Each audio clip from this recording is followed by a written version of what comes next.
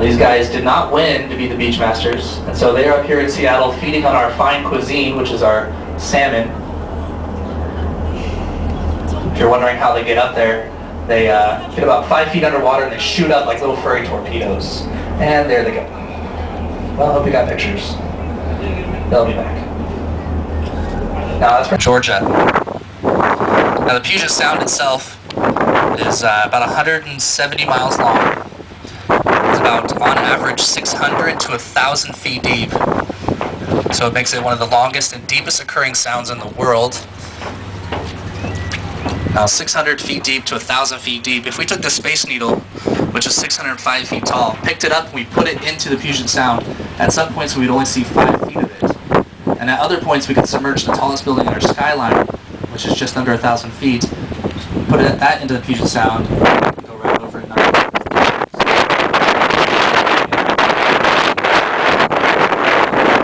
Architects did not know that here in Seattle we have a 1,000-foot FAA regulation airspace.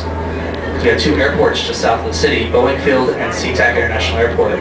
So when Seattle told him he had to shorten his building, he took it literally. He didn't think about taking off the top 2 floors. He just cut 6 inches off of every single floor, all the way down to the parking garage, which dropped it down to 936.5 feet. Well below the 1,000-foot restriction. So that's the shortest 76-story building you're ever going to see. It's also the tallest building on the West Coast by floors, 76, but there's a 74-story building in LA which is over 1,000 feet. So they have us by feet, but we have them by floors. Kind of works out. The second tallest building in our skyline is kind of right in the middle. It's kind of in this like tan color, emerald green reflected glass with a little pyramid on top. This is the 1201 3rd Avenue building. Seattle's first postmodern skyscraper. And when it was first constructed, nobody liked it. They said, this belongs in New York.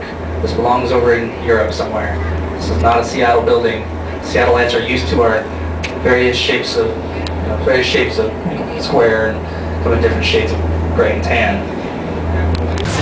Fraser. That's where that case out of. Backdrop from Honda was taken from Pier.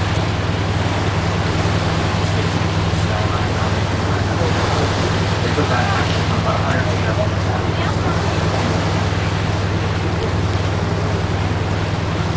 Now far right here you can see this very large vessel here at Terminal 86. Terminal 86 is our grain terminal. Most used for the pier in Seattle. Now I can tell you that the ship is about halfway full and that's because the 2 colors of paint here, the black paint on top and the red paint on bottom. When the ship is completely full of grain, that red paint will be submerged in the water. Now if you guys want to get an idea of what an empty grain ship looks like, if you look off to our left-hand side just out in the bay, you can see an empty line out there. It's got a really bright red and the rest of the red on bottom. That's an empty grain ship. You can see how much grain this ship is actually full. Now here is the Marina on the right. There are 86 silos. One import is coffee. Everyone says coffee. It's not. We get that here. Bananas, close. It's textile goods. So tennis shoes, Nike tennis shoes. 99.9% sure those came through Seattle. I'm serious. And we're just passing Amgen, which is just off to our right. It's the campus there. Amgen stands for Applied Molecular Genetics. They're one of the largest biotech companies in the world today. This is their Seattle heat. On the fishing side, I like to relate it to Finding Nemo at the end, when they're pulling one through the net. I see a lot of adults shaking their heads, not a lot of kids. Okay, at least the adults get it. All right. Now Pier 91 is the gray pier there. That's our second cruise ship terminal. We can fit 2 cruise ships in here at one time. Now obviously we're not going to see any in here today because it's December, and we usually don't have any up here. Although that would be kind of cool for a Christmas cruise. I should look into that. Now just to the left of Pier 91, you can see all these sailboats. And this very large marina. This is Elliot Bay Marina. It's one of the larger marinas on the saltwater side of Seattle. Elliot Bay Marina is probably the fanciest marina you're going to find pretty much in this area. Basically, if you call ahead of time, they'll have uniformed deckhands ready to tie up your boat for you. They have a 24-hour on-call concierge service. So if you want something from somewhere in downtown, they can go get it for you. They can set reservations for you. If you don't want to go anywhere at all, they have a 4-star restaurant called the Palisades, which is actually where Obama went to eat when he was in town. So it's a very nice restaurant. I have yet to go there, but I hear it's nice. My favorite amenity that's out here would be their 24-hour on-call diver. So if you drop your keys or your cell phone in the water, he can go down and get it for you. And I'm not even kidding, the number one thing he goes down for is cell phones.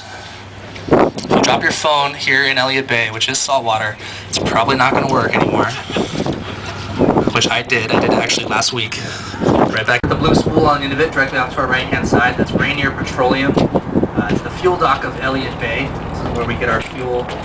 This is where a lot of the tugboats get their fuel. You're not going to see any of the container ships or cruise liners in here because they're much too large. We actually bring the fuel to them. A little bunker barge, if I can see one of those. Point that out as well. And then right up to the left of that, you can see a green barge, which is called the hydrospan barge. You can see those black tanks that are sitting on it right there.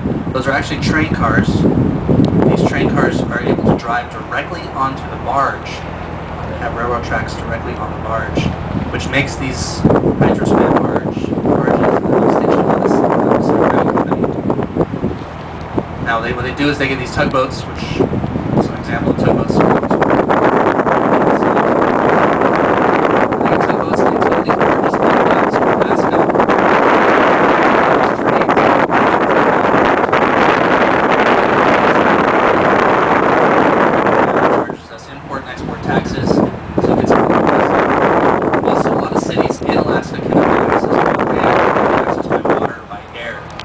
Back to a maritime tradition. Back in the early days of tugboats, we had steamships. So they had really tall smokestacks. This is also way back before we had radios to talk from boat to boat. So all the tugboats, what they would do is they would sit in the middle of the bay and they would wait for a container ship to round the corner. As soon as they saw one, all the tugboat companies would race out to it. And the first one to get there got the contract and got paid that day. So Crowley got smart and they said, we're going to paint our giant smokestacks red, so that the captain, hopefully it was our returning captain, would see our red smokestacks and say, hey, that's Crowley. I've worked with them before. They provided a great service. I'm going to steer my boat towards them and help them win the race. That's what happened. That's why they're one of the largest tugboat companies on the West Coast today. Now we do have, every year in May, we have the tugboat races during our fleet week, basically. And so all the tugboats get out here and they just race around. It gets kind of rocky during the harbor tours during that week, but it's definitely a lot of fun, a lot of cool to watch. So, now everything that's been onto our right-hand side has been known as Harbor Island. Everything back from Todd's Pacific Shipyards, where those dry docks were, all the way over to where we are now. Harbor Island is a completely man-made island. The whole island is all man-made. It was created by the Army Corps of Engineers back in the early 1900s. They dredged out the east and the west waterways, and they piled up everything in the middle. Now when they created Harbor Island, it was 400 acres, and it was the largest man-made island in the world. And today it's only the largest in the United States. It's the 4th largest in the world. It's right behind the palms over in Dubai. It's shaped like a palm tree, which I heard is sinking, so cross your fingers for that 3. That's fine. I'm kidding. And they have 2 man-made islands over in Kobe, Japan, which they use. One of them as their airports. Let's hope that one is the same. Now 7 are even wider ones, so where container shipping has definitely boomed. Now container shipping started back in the early 1900s. A guy who was a truck driver over New Jersey, he was waiting in line for the longshoreman to unload his truck. He said, this could be so much easier. Why don't you guys just take off the back of my truck and put a new one on, so we can just come in and out, make it so much quicker. Well, that kind of picked up, and then the UN caught on. They said, that's a good idea. So the UN actually standardizes all of these containers. So they're all average length.